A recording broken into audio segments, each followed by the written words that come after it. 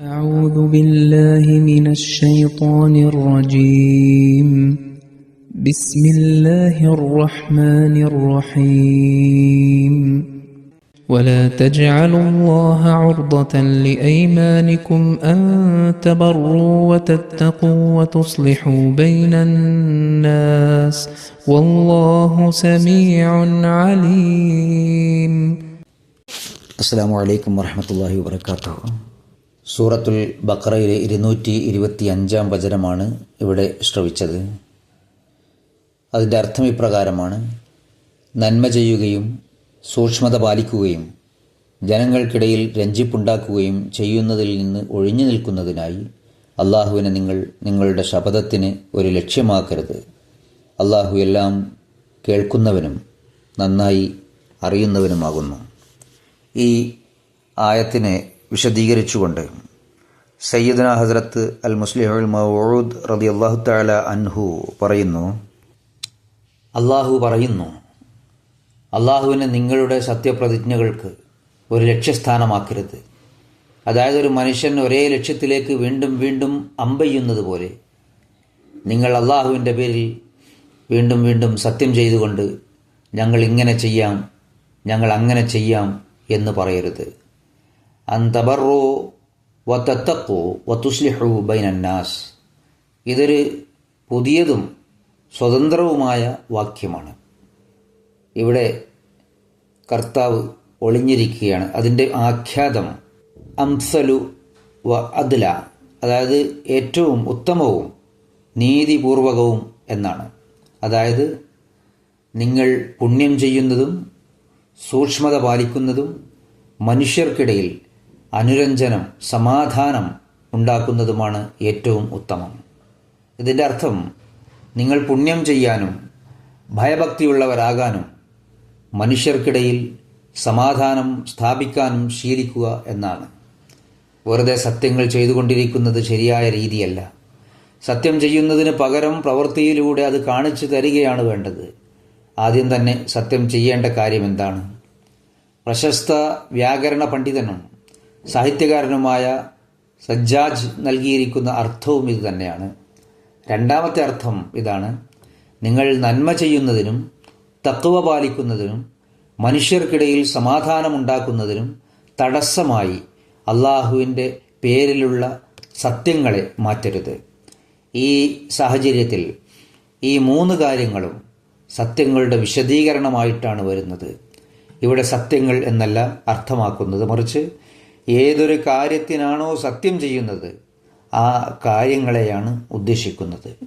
ചുരുക്കത്തിൽ നല്ല കാര്യങ്ങൾ ചെയ്യുന്നതിൽ നിന്ന് ഒഴിഞ്ഞു മാറാൻ വേണ്ടി സത്യത്തെ ഒരു അപവാദമായി അല്ലെങ്കിൽ കാരണമായി ഉപയോഗിക്കരുത്.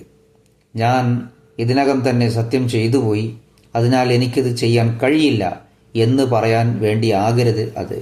ഉദാഹരണത്തിന്, ആവശ്യമുള്ള ഒരാൾ പണം ചോദിച്ചപ്പോൾ ഇനി ആർക്കും കടം കൊടുക്കില്ല എന്ന് ഞാൻ സത്യം ചെയ്തിട്ടുണ്ട് എന്ന് പറയുന്നത് പോലെ പ്രശസ്തനായ പണ്ഡിതൻ അല്ലാമ അബു ഹയ്യാൻ പറയുന്നത്, ഈ വാക്യത്തെ സത്യങ്ങളുടെ വിശദീകരണമാക്കുന്നതിനേക്കാൾ അതിനെ ഒരു പകരക്കാരനായി, ബദൽ ആയി കണക്കാക്കുന്നതാണ് കൂടുതൽ ഉചിതം എന്നാണ്. എന്തെന്നാൽ പരാമർശം പലപ്പോഴും ഒരു പ്രത്യേക കാര്യത്തെ വ്യക്തമാക്കാൻ വേണ്ടിയുള്ളതാണ്. എന്തായാലും ഈ രണ്ട് സാഹചര്യങ്ങളിലും അതിൻ്റെ അർത്ഥം ഇതാണ്: നന്മ ചെയ്യുന്നതിനോ ഭയഭക്തി കാണിക്കുന്നതിനോ ജനങ്ങൾക്കിടയിൽ സമാധാനമുണ്ടാക്കുന്നതിനോ വേണ്ടി ആരെങ്കിലും നിങ്ങളോട് ആവശ്യപ്പെടുമ്പോൾ ഞാൻ സത്യം ചെയ്തുപോയി, അതിനാൽ എനിക്കിത് ചെയ്യാൻ കഴിയില്ല എന്ന് നിങ്ങൾ പറയരുത്. മൂന്നാമത്തെ അർത്ഥം ഇതാണ്: നന്മ ചെയ്യേണ്ടി വരുമെന്ന ഭയം കാരണം അള്ളാഹുവിനെ നിങ്ങളുടെ സത്യങ്ങളുടെ ലക്ഷ്യമാക്കി മാറ്റരുത്. ഈ സാഹചര്യത്തിൽ നന്മ ചെയ്യുക എന്നത് തടസ്സമായി നിൽക്കുന്നു. അതായത് നല്ല കാര്യങ്ങൾ ചെയ്യില്ല എന്ന് നിങ്ങൾ സത്യം ചെയ്താൽ ആ പുണ്യങ്ങളിൽ നിന്ന് നിങ്ങൾ ഒഴിവാക്കപ്പെടും. അതിനാൽ നന്മ, ഭയഭക്തി, ജനങ്ങൾക്കിടയിലെ സമാധാനം എന്നിവയ്ക്ക് വേണ്ടി ഇത്തരം വിഡ്ഢിത്തങ്ങളിൽ നിന്ന് നിങ്ങൾ വിട്ടുനിൽക്കുക. യഥാർത്ഥത്തിൽ ഈ അർത്ഥങ്ങളെല്ലാം പരസ്പരം ഒത്തുപോകുന്നവയാണ്. അറബി വാചകത്തിൻ്റെ ഘടനയെ മാത്രമാണ് വ്യത്യസ്ത രീതികളിൽ വിശദീകരിച്ചിരിക്കുന്നത്. എല്ലാ വ്യാഖ്യാതാക്കളും, അതായത് മുഫസ്സിരീങ്ങൾ, യോജിക്കുന്ന ഒരു കാര്യം ഈ വചനത്തിൽ വ്യക്തമാക്കുന്നുണ്ട്. അള്ളാഹുവിനെ നിങ്ങളുടെ സത്യങ്ങളുടെ ലക്ഷ്യമാക്കി മാറ്റരുത്. അതായത് എഴുന്നേറ്റ് നിൽക്കുമ്പോഴൊക്കെ സത്യം ചെയ്യുക എന്നത് മര്യാദകളാണ്. ഈ ശീലത്തിന് അടിമപ്പെടുന്ന വ്യക്തി പലപ്പോഴും നല്ല കാര്യങ്ങളിൽ പോലും ഞാനിത് ചെയ്യില്ല എന്ന് സത്യം ചെയ്തു പോകാറുണ്ട്. അങ്ങനെ അയാൾ ഒന്നുകിൽ മര്യാദകേടിനിരയാകുന്നു, അല്ലെങ്കിൽ നന്മകളിൽ നിന്ന് വിലക്കപ്പെടുന്നു, അല്ലെങ്കിൽ ചില നല്ല കാര്യങ്ങളുടെ പേരിൽ സത്യം ചെയ്ത് അള്ളാഹുവിനെ അതിനൊരു തടസ്സമായി മാറ്റുക. ഈ അർത്ഥങ്ങൾ വെച്ച് നോക്കുമ്പോൾ തന്ത്രങ്ങൾ മെനയുന്നവരുടെ സ്വഭാവം ഇതിൽ വ്യക്തമായി ചേരുന്നുണ്ട്. ഇതിനർത്ഥം ചില ആളുകൾ ദാനധർമ്മങ്ങളിൽ നിന്ന് ഒഴിഞ്ഞുമാറാൻ തന്ത്രങ്ങൾ പ്രയോഗിക്കുകയും കളിക്കുകയും ചെയ്യുന്നു എന്നാണ്. ചിലർ അള്ളാഹുവിൻ്റെ പേരിൽ സത്യം ചെയ്യുന്നത് തങ്ങളുടെ ജീവൻ രക്ഷിക്കാനുള്ള ഒരു പരിചയമായി ഉപയോഗിക്കുന്നു. അതായത് മറ്റുള്ളവരിൽ നിന്ന് രക്ഷപ്പെടാനും അവരെ ചതിക്കാനും ഉപയോഗിക്കുന്ന തന്ത്രങ്ങളിൽ ഒന്നായി അള്ളാഹുവിൻ്റെ പേരിലുള്ള സത്യത്തെ മാറ്റുന്നു. അതിനാൽ അള്ളാഹു കൽപ്പിക്കുന്നു, അള്ളാഹുവിൻ്റെ നാമത്തെ, അതായത് പ്രധാന ആശയം ഇതാണ്.